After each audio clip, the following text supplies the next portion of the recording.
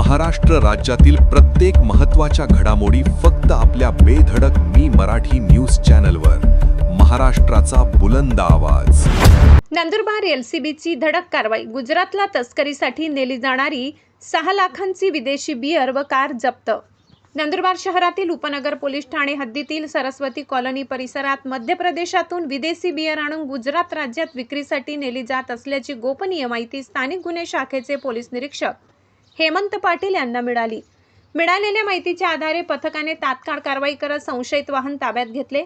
2 पंचांसमक्ष वाहनाची झडती घेतली असता त्यामध्ये किंगफिशर स्ट्रॉंग प्रीमियम कंपनीच्या बियरचे 30 कागदी खोके अंदाजे 1,36,800 किमतीचे आढळून आले. तसेच बेकायदेशीर बियर वाहतुकीसाठी वापरण्यात येणारी मारुती स्विफ्ट डिझायर कार अंदाजे 5 लाख किमतीची जप्त करण्यात आली. या कारवाईत एकूण 6,36,800 रुपये किमतीचा मुद्देमाल जप्त करण्यात आलाय. या प्रकरणी आशिष तुहासन शू वय 32 राहणार वैतागवाडी तालुका पानसेमल जिल्हा बडवानी मध्य प्रदेश तसेच इतर 4 इसमांविरुद्ध पोलीस शिपाई अभय राजपूत यांच्या फिर्यादीवरून उपनगर पोलीस ठाण्यात महाराष्ट्र दारूबंदी कायदा कलम 65E व 108 अन्वये गुन्हा दाखल करण्यात आलाय.